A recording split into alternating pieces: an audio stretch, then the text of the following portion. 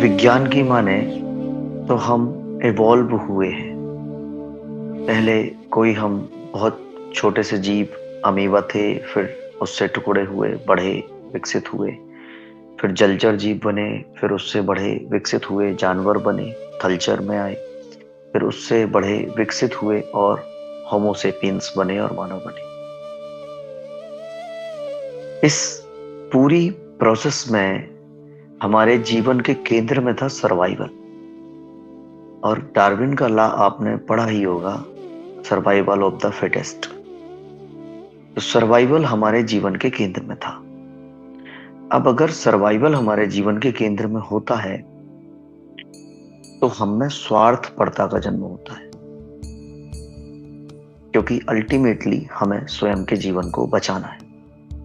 और अगर हर कोई, हर जीव, हर जीवन अपने जीवन को बचाएगा तो अल्टीमेटली होल लाइफ बच जाएगी। जो पूरे अस्तित्व में फैली हुई जीवन है, जो जीवन ऊर्जा प्रकट हो रही है हमारे तमाम शरीरों के माध्यम से, वह बच जाएगी। इसलिए स्वार्थी होना हमारा नितांत आवश्यक था। वह स्वार्थपरता हमारा एक शारीरिक गुण है, हमारा एक शरीर का गुण है। तो अब जब हम और विकसित होते गए और आज हम इस स्टेट पर आ गए हैं कि हमारे लिए सर्वाइवल की प्रॉब्लम नहीं है।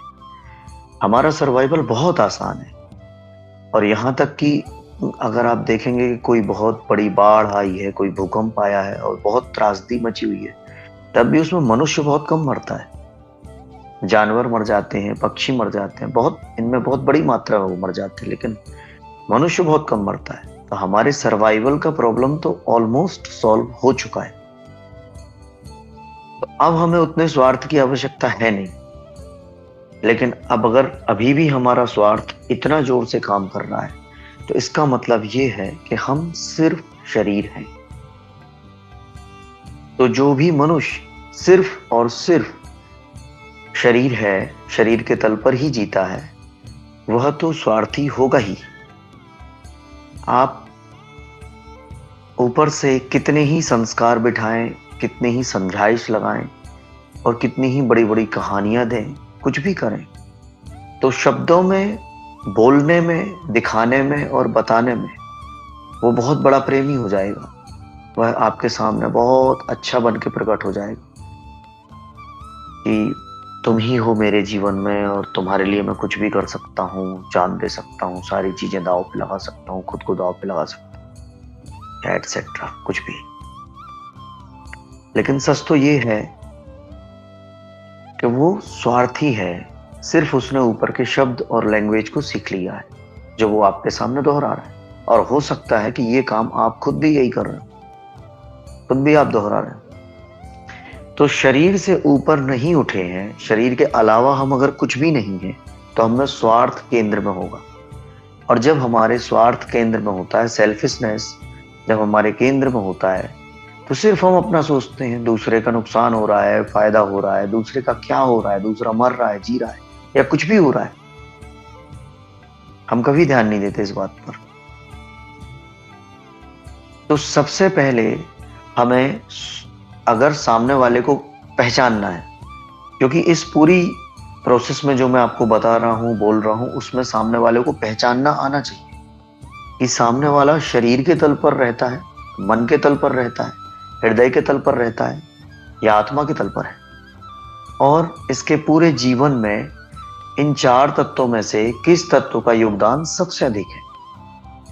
अगर शरीर का योगदान 90% टाइम पर है तो 90% टाइम पर वो स्वार्थी रहेगा,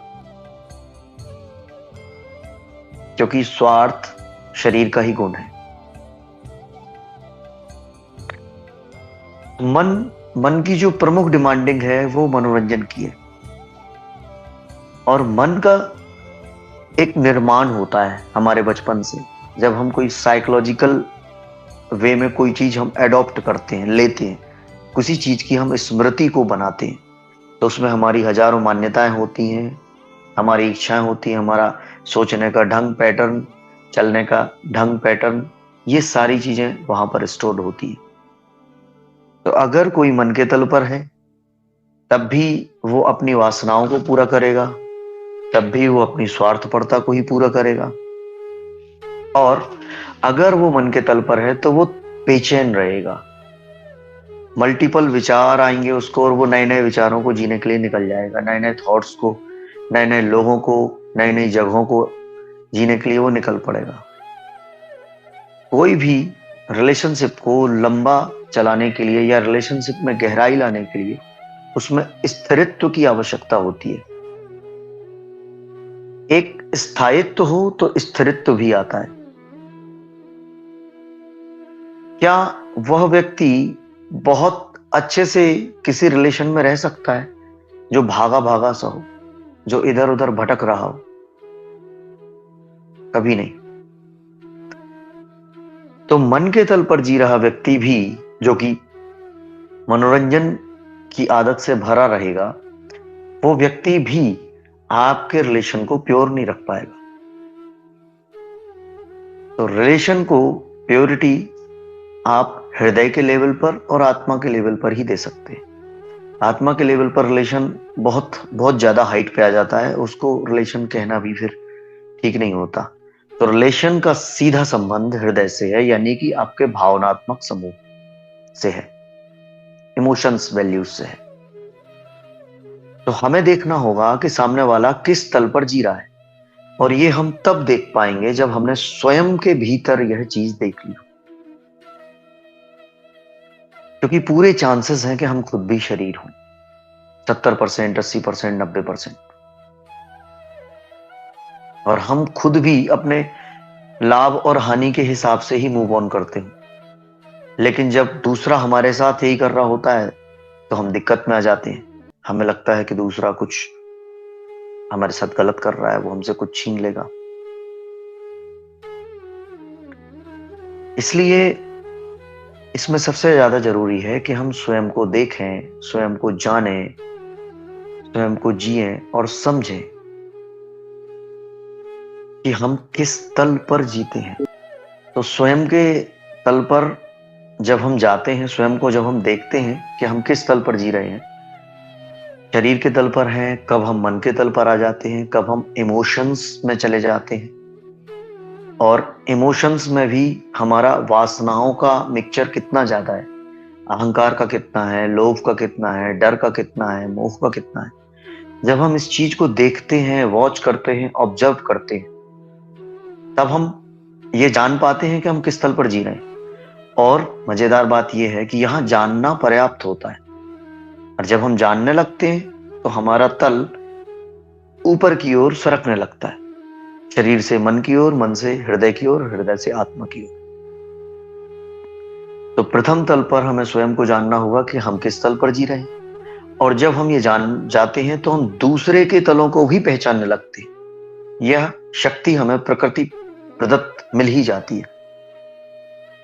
तो जब आप दूसरे को पहचानने लगेंगे कि वह किस तल पर जी रहा है, तो तब आप जान पाएंगे कि अगर यह व्यक्ति, यह मित्र जो मेरा मित्र बन करके आया है और शरीर के तल पर है, तो निश्चित है कि यह स्वार्थ को ही जिएगा। और जब आपको पहले से ही सब कुछ पता है कि वह स्वार्थ को ही जीने वाला है, तब उसकी मित्रता आपको डिस्टर्ब नहीं करेगी। तब आप उसके इमोशनल जाल में फंसेंगे नहीं जो वो फेंकेगा चालाकी के तहत, और बहुत आसानी से आप उससे बच जाएंगे। लेकिन इसके लिए जरूरी है हम जानें कि हम किस तल पर हैं, उसके बाद हम जानें कि सामने वाला किस तल पर है। यह पहचानने की शक्ति हमें डेवलप करनी होगी, और यह पहचानने की शक्ति साधनाओं से डेवलप होती है, स्वयं को देखने से डेवलप होती है।